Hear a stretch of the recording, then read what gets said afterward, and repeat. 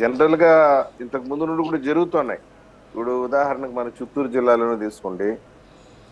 గల్లా కుటుంబానికి సంబంధించినటువంటి అమరాన్ ఫ్యామిలీ చూడండి. వాళ్ళు పెద్ద పారిశ్రామికవేత్తలు. దాదాపు 25,000 కోట్ల రూపాయలు పైగా టర్న్ ఓవర్ ఉన్నటువంటి ఫ్యామిలీ. వాళ్ళు వాళ్ళ ఇండస్ట్రీ పెట్టుకొని వచ్చినటువంటి ఆదాయాన్ని వాళ్ళ కుటుంబమే ఎంజాయ్ చేయకుండా అత్యంత తక్కువ ఖరీదుకి చిత్తూరు జిల్లాలో నాకు తెలిసి 4-5 ఎడ్యుకేషనల్ ఇన్స్టిట్యూషన్స్, దిగుమగం అయితే ఏమి, పేటమెట్ అయితే ఏమి, మంగళ అయితే ఏమి, కరకంబాడి అయితే ఏమి, ఎడ్యుకేషనల్ ఇన్స్టిట్యూట్స్ పెట్టారు. ఆ విషయం మీకు కూడా తెలుసు. ఖర్చు ఫీజు ఎంత ఉన్నాయి తెలుసా? అన్ని బస్ ఫీజు, బుక్ ఫీజు అన్ని కలుపుకుంటే 7,000 ఉంటుంది అంతే per annum. Bus fee, books fee, tuition fee అంతా కలుపుకుంటే 7,000 నుండి 10,000 లోపే ఉంది. మంచి మీరు ఒకసారి ఆ బిల్డింగ్స్ కూడా చూడండి. ఎట్లుంటుందంటే ఒక మినీ యూనివర్సిటీని తలపించే విధంగా ఉంటాయన్నమాట ఆ యొక్క బిల్డింగ్స్.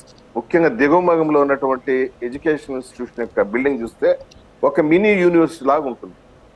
నేను చెప్పేది ఏంటంటే వాళ్ళకు వచ్చిన ఆదాయాన్ని వాళ్ళు ఎంజాయ్ చేయకుండా ఎందుకు ఈ స్కూల్స్ పెట్టేసి అత్యంత తక్కువ ఖర్చుకి మరో పక్కనే ఉన్నటువంటి ఒక కార్పొరేట్ స్కూల్ వచ్చి సంవత్సరానికి ₹1,00,000 ఫీజు తీసుకుంటుంది అదే విద్యను ఇవ్వడానికి. వీళ్ళేమో 10,000 నుండి 12,000 వరకు వసూలు చేస్తున్నారు. ఎందుకు అంత తక్కువకి ఇవ్వాల్సిన అవసరం ఏముంది? వాళ్ళకి వచ్చినటువంటి ప్రాఫిట్ వాళ్ళు ఎంజాయ్ చేయకుండా వాళ్ళు ఆల్రెడీ చేస్తున్నారు. ఇటువంటి కార్యక్రమాలు ఇంకా మరింత ప్రోత్సహించాలని ముఖ్యమంత్రి గారు సంకల్పించారు. ఇటువంటి కార్యక్రమాలు ఇప్పుడు రాష్ట్ర వ్యాప్తంగా కొందరు చేస్తున్నారు. దీన్ని ఒక మహా ఉద్యమం లాగా చేయాలి. ప్రతి ఒక్కరు ఇనిషియేషన్ తీసుకోవాలి. ప్రతి ఒక్క పారిశ్రామికవేత్త దీన్ని ఒక ఇనిషియేషన్ లాగా తీసుకోవాలని ఈ కాన్సెప్ట్ ని మరింత మెరుగులు పరిచి P4 విధానాన్ని తీసుకొచ్చారు. నిన్ననే అనౌన్స్ చేశారు. ఆయన ఆలోచనలు ఆయనకుంది. ముఖ్యమంత్రి గారికి, ప్రభుత్వానికి ఫ్రీడమ్ ఇవ్వాల. ఆయన ఏదో ఒక ఆలోచన తీసుకొచ్చారు. ఇది ఎలా ఇంప్లిమెంట్ అవుతుంది? We should give time. అది వదిలి పెట్టేసి నాయన నిన్నటి నుండి విమర్శలు, సోషల్ మీడియాలో అరుపులు, కేకలు, గావు కేకలు. ఇది P4 అదేదే సూపర్ 6 ను పక్కదారి పట్టించే కార్యక్రమం చేస్తున్నారు, ఆ కార్యక్రమం చేస్తున్నారు, ఈ కార్యక్రమం ఒకటే రభస. ఎందుకు మీకు అంత భయం? నాకు అర్థం కాదు. మీరు ఎలక్షన్ ఎజెండాకి ఏం పోయినారు? ఆ రోజు ఎట్ట పోయినారు?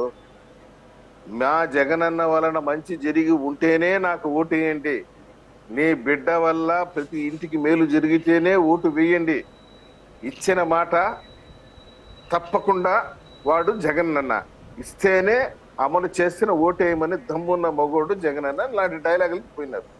మీకు ఓటు వేయలేదంటే ఏమని అర్థం? ఏమి చేయలేదనే కదా. Simple logical point sir. ఆయన ఏమన్నాడు ఎలక్షన్కి వచ్చి? నీ బిడ్డ ఇచ్చిన హామీ అమలు అయ్యి ఉంటేనే ఓటు వేయండి, లేకుండా వేయొద్దంటే చెప్పారు. నీకు ఓటు వేయలేదంటే దాని అర్థం ఏమి చేయలేనిది కదా. మేము చేస్తున్నాము, మీరు ఏదైనా సలహాలు సూచనలు ఉంటే ఇవ్వండి, వీఆర్ రెడీ టు యాక్సెప్ట్. ఒక మంచి కార్యక్రమం తీసుకొస్తున్నాము. మీ సలహాలు సూచనలు మేము వద్దని చెప్పలేదే. గవర్నమెంట్ ఒక వాట్సాప్ నెంబర్ పెట్టుండది, 9552300009 పంపించండి మీ సలహాలు. We are ready to accept.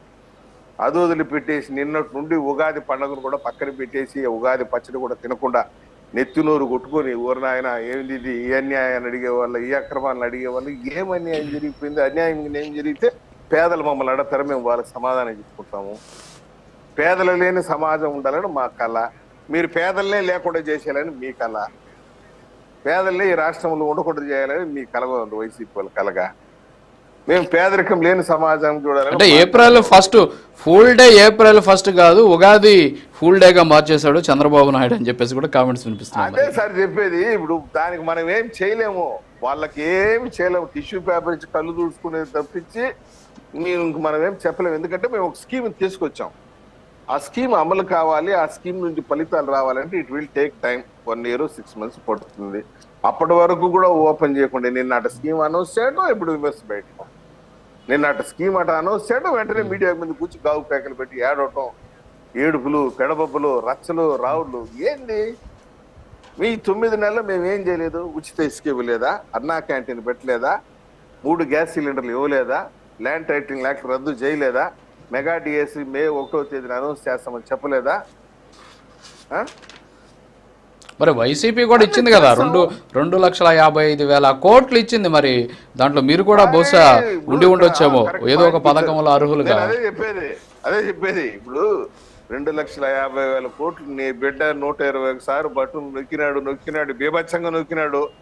121 సీట్లు కూడా రాలే, పోనీ 21 కూడా రాలే. సరే, ఏదో ఆయన బాధలు ఆయన పడుకున్నాడు.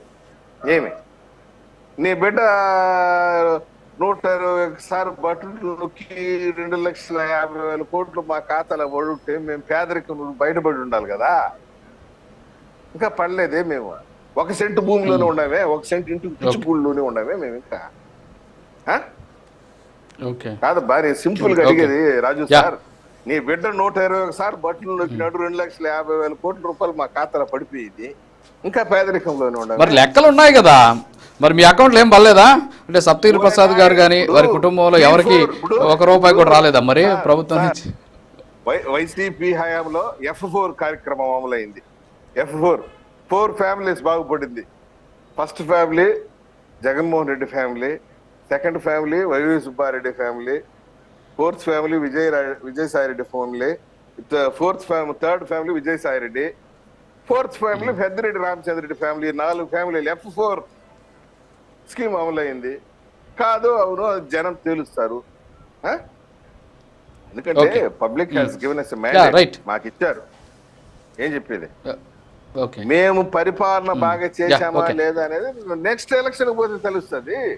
ఖచ్చితంగా 2029 లేకపోతే జగన్మోహన్ రెడ్డి గారు చెప్పినప్పుడు 3 ఏళ్ళకి కానీ ఎలక్షన్స్ కానీ వచ్చేస్తే మరి ప్రజలే చెప్తారు. కానీ ఒక్క నిమిషం, వెంకటరెడ్డి గారు గుడ్ మార్నింగ్. వెంకటరెడ్డి గారు టైం అవుతుంది. సత్యప్రసాద్ గారు వెంకటరెడ్డి గారు చెప్తారు ఇప్పుడు మీకు. వెంకటరెడ్డి గారు ఆన్సర్ చేస్తారు. ఒక నిమిషం.